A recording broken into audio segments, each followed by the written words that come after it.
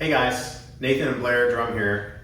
We wanted to come together and give you a review of our experience at the 2024 National Championship. I know we wanted to talk about our top 3 events, each ones that we had, and we wanted to go over some gear, new and old. Just a quick recap of what we did. You want me to go first? Mm-hmm. Our day 1 looked the same, but our day 2 and 3 were flip-flop. That was with men's intermediate, and he was on his own. Our day 1 was the same. I would say that my best event was probably the run. I finished top 5, which is a pretty big deal for me. I'm not a runner, I'm more of a lifter, so I really have been using a lot of this off training season, running, rucking, spending a lot of time doing all-terrain running, and I really saw that pay off. If I had to pick a second best event or favorite event, it would probably be the 2-gun stage. I got the spinner. Last nationals, I tried and could not spin the spinner. So I finally got to spin the spinner, and it was a huge victory for me personally. So those are my top 2, I guess, big moments of day 1. What about you? So on day 1, coming back from not being able to run for so long and move with my ankle, just doing how I did on the run was a pretty big deal for me. I didn't break any records, but I ran well, and so that was good for me. And you had plate carrier only. Yeah, we ran with the plate carrier. You were We had running. rucksack. So you started with the 20 pounds in your rucksack, and they were 2-mile laps. So we each ran 6 miles. I just had a plate carrier. You started with a ruck with 20 pounds. Each lap, you added 20 pounds, or you added 20 pounds on your second lap, and then you just ran with 40 pounds on your third. Yeah. Men's elite ran with 60. It was 20, 40 pounds, 40 pounds. Yeah. Men's elite was 20, 40, 60 pounds. Yeah. And it was 2-mile loops. Yeah, so everybody ran 6 miles. And Big it's hill. a little bit different. Big hill every loop. Yeah. So I guess that was the one I was most grateful for, but I did like, on day 1, I liked the long range stage. It was not great for me, but I enjoyed it for what it was. It was a really challenging course. The wind at Reveille Peak Ranch, if you've never shot there, will humble you. I don't care if you've shot there 100 times, a million times, like the wind always changes there, and it's a very, very difficult place to shoot. On top of that, this was the hardest shots that Tactical Games has done to date, because typically they do 3 to 4 MOA targets, and they did roughly 1.5 MOA targets or smaller. So at distance, Over 500. the targets, at 560, I think it was like 560. It was a 8 to 10 inch plate, which is right about a 1.5 MOA. And on top of that, the movers, you're only looking at about 6 to 8 inches, because they were moving back and forth, so you only saw their side profile. So there was 5 movers, 5 plates. Yeah, 5 pieces of steel. So this was definitely, way on the far end of what's ever been done. And so that was probably the one I liked the most, even though, it didn't go well. Well, you're 11 months post-op, so the run's a big victory for you. Yeah, that felt good. Yeah. So day 2? Day 2. Day 2 was, I guess, my top stage, which was my top finish of the weekend, was back to Chorin. It was a heavy farmer's carry mixed with shooting, and then in between, it was sandwiched between 2 overhead axle bar carries. I think the axle bar was pretty light. It was like 105 for us, or 110. I think it was heavier for y'all, but yeah, it was somewhere between 105 and 115. And then the farmer's carry was pretty challenging. It was a short distance to travel, but it was the weight was pretty heavy. I've been working on farmer's carries a lot. My grip strength has not been great in past events, so I really hammered down on doing a lot of long distance light farmer's carries, short distance heavy farmer's carries, and everything in between. So it was cool to kind of see that pan out. It was my top finish of the weekend, I think, besides the finale. That was my top finish of the weekend. Sucks, my rifle target blew off before I could even get my first iteration of rifle on target, so that was kind of lame. But my pistol was really great on that, and I was right behind E the whole time. I let her go to kind of make sure my pistol target was going to be dead on. I did what we discussed in the past and let somebody go physically so that I could take more time on shooting, and it panned out for me. So Yeah. oh yeah, two. I get two of them. So my second favorite stage was the night stage, or the one that we did at night underneath the lights, and that was oof. It was rope climbs mixed with sandbag over bar, body over bar. It was 175-pound sandbags for the women, and it was three rope climbs for elite. This was a identical stage to one that we had in Utah, which was the last match that we competed in before nationals, and it was a very hard workout in Utah. So I knew that it was going to be a challenging one. We actually trained this at the gym. We set up a yoke, and we were doing sandbags over the yoke at 150, and we were doing rope climbs because it was brutal in Utah. And then we saw it again at nationals, but heavier and more rope climbs. I think it was really fun to just do that under the lights. The weight was heavy, and normally that's a strong suit of mine. The rope climbs normally get in my way, but I was able to really focus on footwork, and the rope climbs were actually easier for me than they have been in the past. So that would be my top two. And I shot like 91% on rifle, so I needed that redemption on rifle. Yeah, you've been working on rope climbs a lot, because I know that's been struggling with you, so I have. that definitely paid off there. Mm-hmm. So on my day two, I definitely would agree with you, and I would say that my favorite stage would have been back to Chorin with the axle bar, overhead axle, and then the heavy farmer's carries. Mm-hmm. This was the most I've ever bled at a Tactical Games event. So when I got done with that stage, I had a blood blister on my arm, and it popped when I was from your for that, and then when I was doing a reverse kneeling for shooting, there was just a lot of blood on my leg. And I remember when I was running and I was setting down the farmer's carries,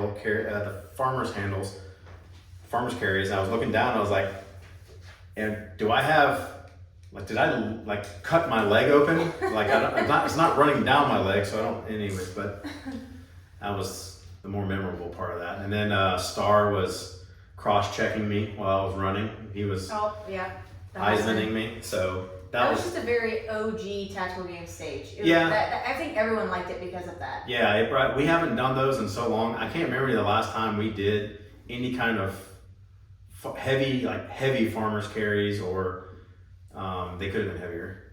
And then not for us.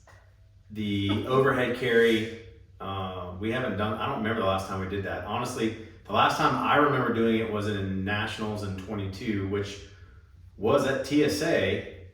That was the last time we were at TSA, was in 22. That was my last time doing Elite. I was about to say the farmer carriers would be heavier if you were in Elite. Yeah. Yeah. Anyways. Moving on. How about that day 3? So, day 3. I would say that my highlight of day 3 would probably be the 2-gun. I did not set any land speed records on that event by any means, but I finished second or third to last year at Nationals on the 2-gun. It was very similar to, I'm pretty sure it was very similar to what we did, right? It wasn't identical, but it was similar. What? The 2-gun stage from last year. So it was pistol only last time, and it was still zigzag. It was a version of a T-Rex arms drill, mm-hmm. and you basically. I'm thinking Florida. It was similar to Florida. Remember you went rifle. No, it was Nationals, because you had 3 targets, and you started in a box. You engaged one target. You had engaged the middle target while moving, and then you had to engage the third target. But it was only pistol. Okay. So you would have to move forth, where this one you had rifle at 20 yards, and you had pistol at 10. Yeah, maybe closer. It was 10-ish, something like that. So I would say that was my highlight of day 3. Not that I like won that stage or anything, but I got a top 5 finish in that stage. I've been working a lot this training, or not off season, but like regional season, leading up to nationals on like USPSA style shooting and nailing down like just reloads and things like that. My shooting coach has been working with me a lot on that. So it was kind of cool to see that be like second nature for me. Because in the past I've really struggled with events like that. So that was a big highlight for me. And then obviously day 3, the finale was huge. I mean, just the fact that I was one of the top 5 to make it to the finale on its own makes it the highlight of day 3. But it was a really cool event. If you want to go, do you want me to go through the whole finale? You go Or do you? Okay. So the finale, let me see if I can remember this. So it was 2 parts. It was 2 parts. It was a 22-minute stage. So you had 10 minutes of work and shooting, rest. 2 minutes rest, and then 10 minutes of just work.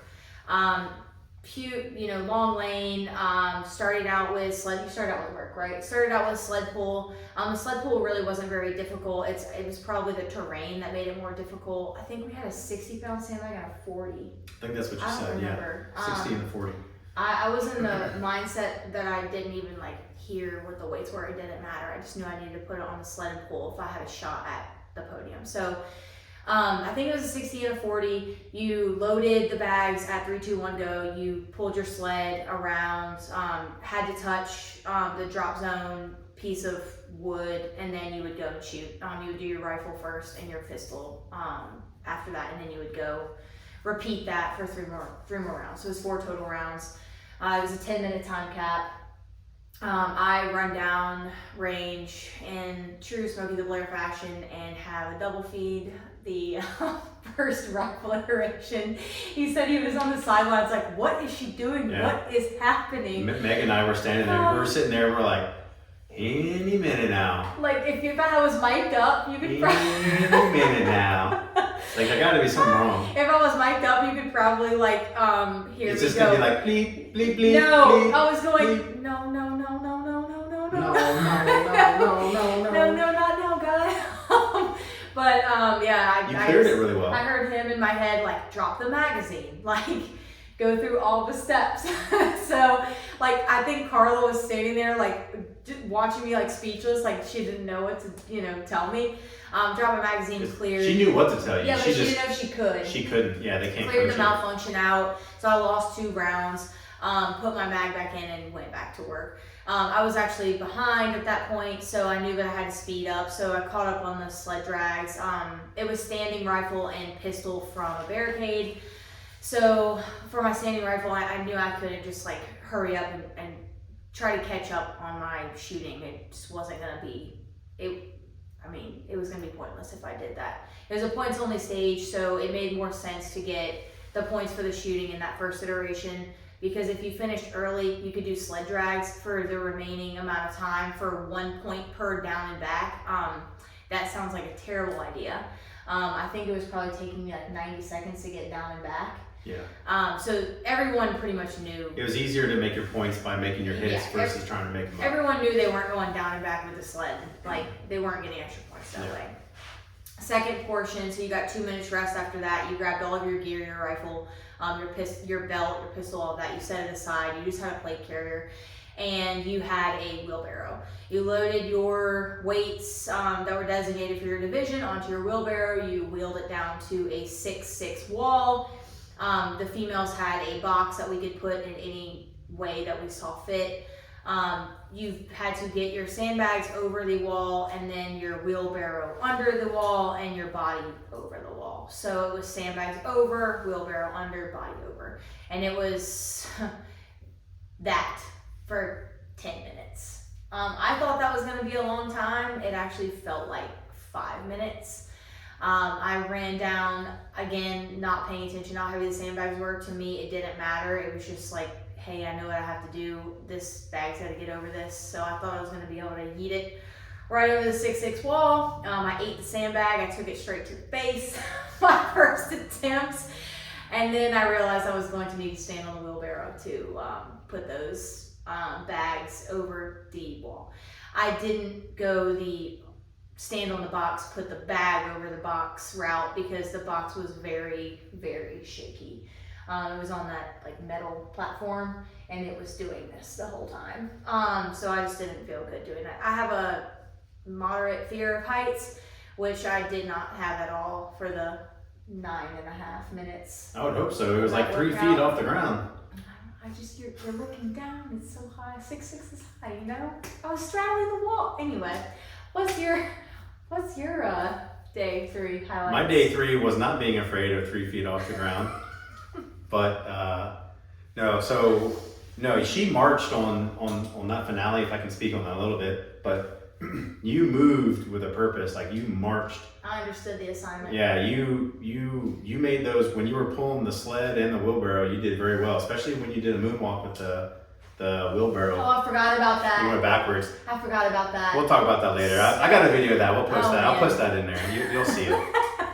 I think I filmed it. I think I did. Anyways. Why is she going backwards? It was a secret technique. So my third day, I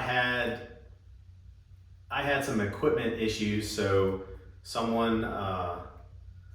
we had this one stage where my pistol got basically full of rocks and dirt because someone had kicked a bunch of stuff in my pistol. So I had some issues on that one, and so that stage did not go well. And that was the one where you had physical penalties if you missed. That was the assaulted on a biathlon. Yeah. You were in prone. So you were in prone. No, for shooting, for pistol. Oh. Okay. Rifle was fine. I cleaned rifle. So that definitely was not my favorite stage of the day. Otherwise, it probably would have been. I really liked the rep and scheme of Assaulted on a Biathlon. I think that programmed running really well into a tactical game stage where we didn't have to physically go run 400 meters somewhere. We actually were right there. It actually made it a little more challenging because of what it was. There definitely was some hiccups on rep and scheme of how they wanted you to do it. So and they're gonna need to iron out a movement. They definitely didn't.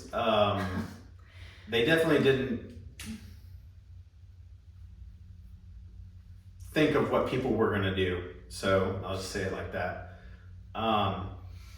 But I think that a stage like that would do well later down the road. I think the overall arching design of that, I think, has really good bones. I'm sure we'll see them again. I think that they should continue to try and move on with that. Mm-hmm. However, having said that,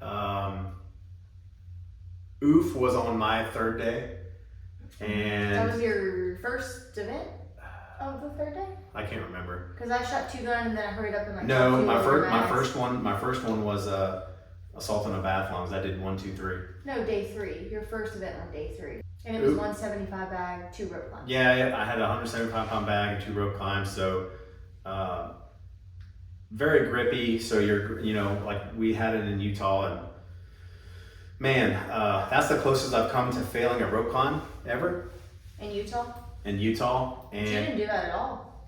Uh-huh. You didn't come close to failing at all at nationals. No, like the very last rope climb was getting a little hairy, but also I changed because you got to choose if you wanted to do how you wanted to do rope climbs and bags. Mm-hmm. So you could kind of choose your own adventure. In Utah, I did rope climb, bags, rope climb, bags, mm-hmm. and that was a horrible idea. That just blew up my arms really, really bad. So then I did 2 bags, 2 rope climbs. No, I think I did 2 bags, a rope climb, 2 bags, and a rope climb. I think that's what I did. And that was, if you ever think about doing it that way, don't, because it's a horrible idea. Not sure why I did it that way, but. You did your rope climbs first, then your bags this time. And at nationals, I front loaded my rope climbs because I did the same. I'm stronger on the bags, mm-hmm. So if I fail a bag, I'm not gonna hurt myself because I'm not falling. Yeah. So that worked out really well for me. Mm-hmm. I really liked the stage. It was fun. It was fun. It was a good stage. Mm-hmm. So that's our top 3. So. Now what we're going to do is we're going to kind of go over some of our gear that we used. So we've made gear videos before. So on this one, we're just going to go over what's new. And we'll have other videos going over like a broad spectrum of just gear, so we don't have this video going like an hour and a half long. So what you might notice is that there's something new right here in the center. And I'll go ahead and let Blair talk about her about like new equipment and what she was shooting. So I switched to the 2K11. I am proud to be on Team Kimber for 2025. I was on Team Kimber for 2024 as well, but this 2K11 actually just dropped the week that this video is being recorded. So I was lucky enough, they sent me a pistol to start training with. I immediately started training with it, put 4,000 or 5,000 rounds through it in training. I wanted to take it to South Carolina. That was going to be kind of my debut with this pistol, but then the hurricane happened and Tactical Games had to reschedule the event. So Nationals was my first shot at competing with the new Kimber 2K11. I really liked the lightness of the gun. I also switched my optic to, I was shooting a Delta Point Pro and now I'm shooting a Trijicon SRO, right? Mm-hmm. Really like that. It was a good change for me. I noticed that the Stan Chin Magwell helped me on my reloads a lot, especially in the 2-gun stages. We had 2 2-gun stages at Nationals. It made reloading effortless for me. And the trigger is great. At 3.5 pounds, it has a really short reset, which is great for follow-up shots. Yeah. So I was using it as well. I got mine right before, so about a week or so before. I think I had time just to get, so I switched optics too. So I went from the Delta Point to the Trijicon RCR. I wanted to go with the enclosed optic, and that thing is like a tank. So I was really happy I went with that, especially when someone kicked rocks all over all my stuff. So It's built like a time capsule. yeah, it's like a tank. It's a vault. So a lot of the, basically just echoing kind of what Blair said on it. The weight on it isn't too heavy. You know, we're running Safariland 6000 series, so we're running a duty light on there. The Magwell definitely helped a lot with the reload, especially when we were doing our 2-gun, the old razzle dazzle. So you had to do multiple mag changes, and it definitely made it pretty effortless there. Trigger solid, 3.5 pounds, and again, like a short reset, it does really well. You know, on my side, when we're cleaning them, the toolless guide rod is a nice feature on that as well. Makes it really easy to take apart. But so like I think of all like the stuff people don't think about, like, oh man, it looks so cool. Oh wow, and I was like, I mean, it does look good. really cool. I was like, but is it easy to take it apart? And to answer the question is, it is. So that's the stuff that I think about. So basically we shot the exact same thing. We both were shooting Trijicons, just mine's the enclosed and yours is the SRO. Both have good windows, both are, so Trijicon has like a slight tint, which gives you like a true tone color, and that helps a lot when you're looking on to white papers. I actually did notice it that. gives you a lot of clarity and distinction on the target. So that I helps did too. notice that this weekend. So I know you were running some different ammo, some new stuff. So Yes, so for my low percentage shots or my long range, I was shooting the Supervel 77 grain. I've been shooting this all season for my, like I said, low percentage or long range. And then for the other shooting, the 2-gun, the normal stages, I was shooting the 55 grain. I just got a Supervel range pack. It comes like this. I think it's 250 or 500 rounds. 250. And they have a 500 round pack too. Yeah, Sure. oh, But it's this is 250, Yeah. yeah.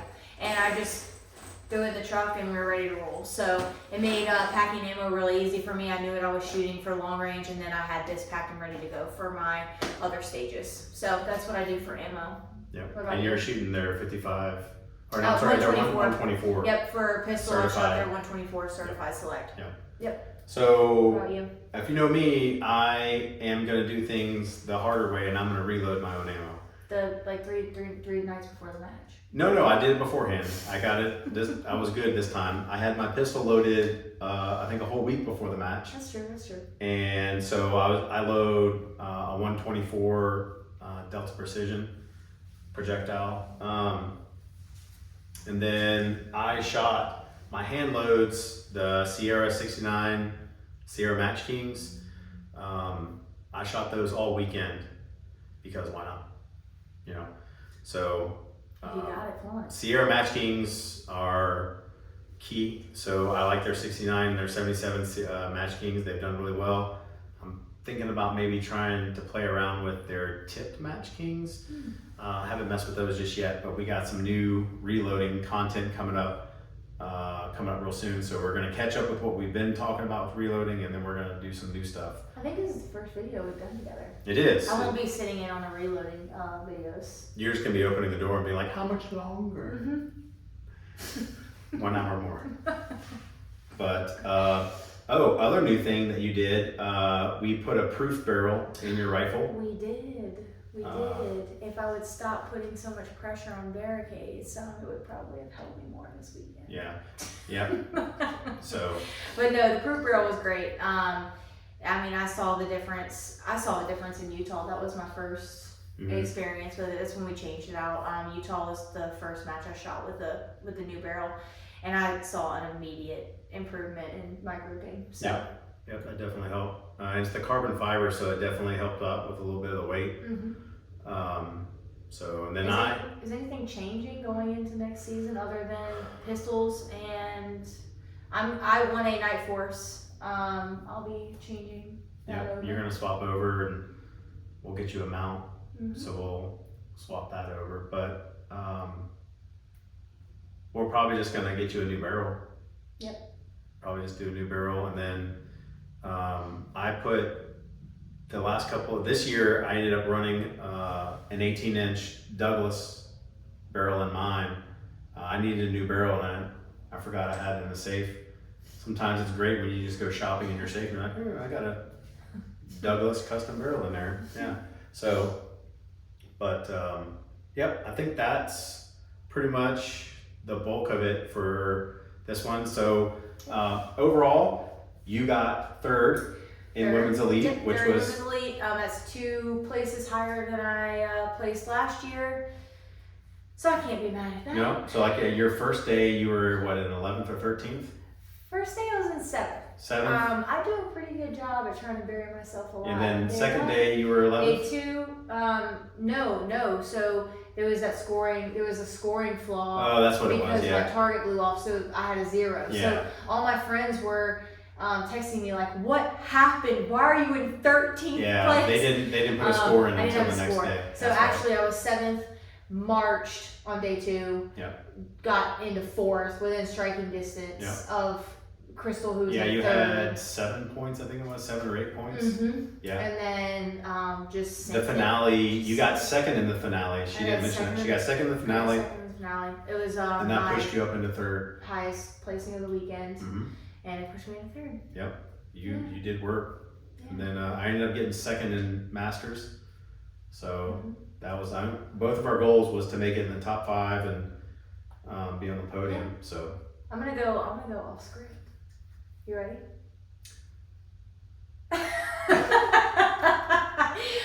What are 2 things that you plan on working on in the off season and going into 2025? Easy actually. I Okay. probably mumbled. I asked him what were the 2 things he planned on working on going into 2025 during the off season.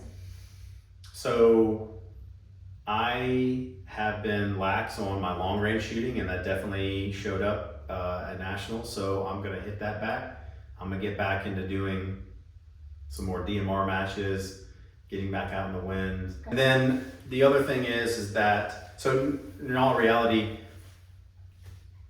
you know, getting reps and shooting matches is what makes you better. Like that's like saying, how are you going to get better at CrossFit? You're not going to get better at CrossFit by like in competition CrossFit.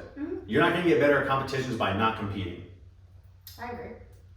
You Competition's a muscle. You got to strengthen it too. Correct. Like you can get better at working out, but being on the clock, having, you know, different positions, you don't have control of what's going on. You're in the space.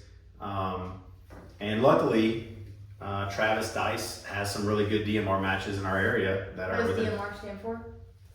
designated marksman rifle. It's a style of rifle. Basically, it just means it is an accurized gas gun match. So you're going to be using an AR. And at his matches, the last one I went to, we shot to 770. Oh, okay. And then I know he just put one on. I didn't get to go because it was right around the time of nationals. They shot to 800. In Alabama? No, they were in Florida. I think they were in Element. Wow. Okay. Yeah, no, I know they were in Element. The Okay. one I went and shot at was in northern Louisiana, Okay. and this one was in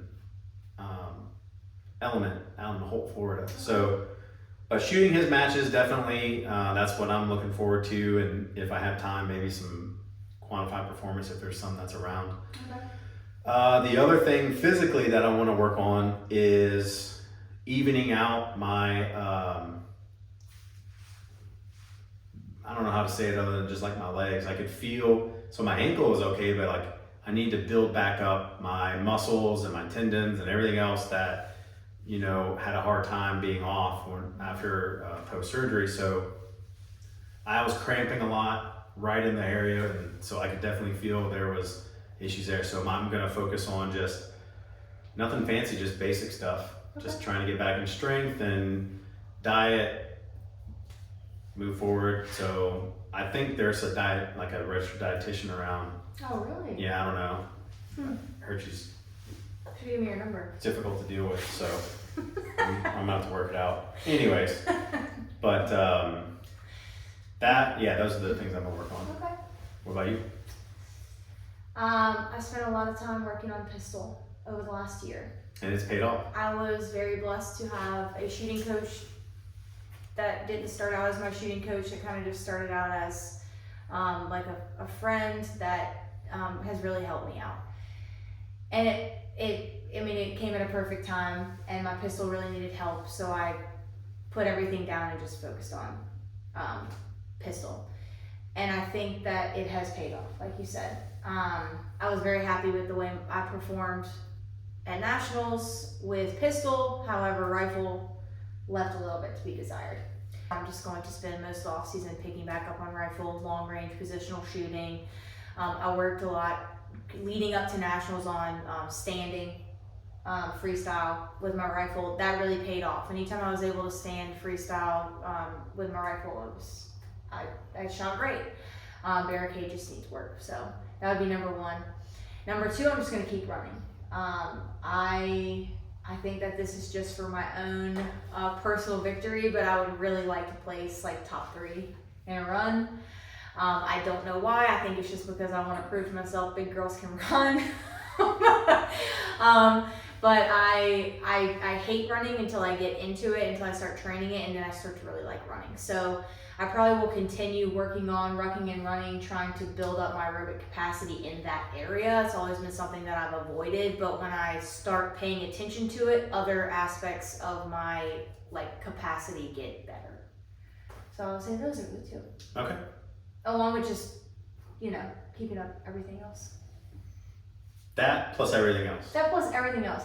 I heard if you want to get better at tactical games, all you have to do is run faster and shoot better.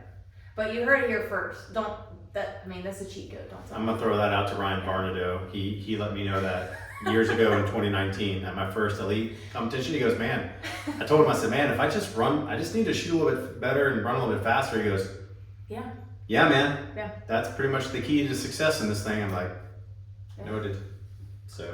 But he's coming back in Florida next year. Excited to see him back. So we will be in more videos together in the future. We will go over our gear as it stands now going into 2025. We'll do a full gear breakdown of everything that we use and run with.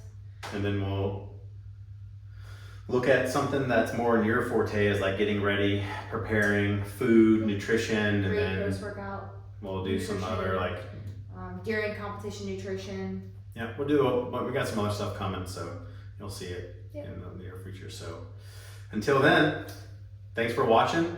like and subscribe, and we'll see you at the range. Later. 3, 2, 1, action. Hey guys, so God, dog. hey, let's do this video, and then you're like, no.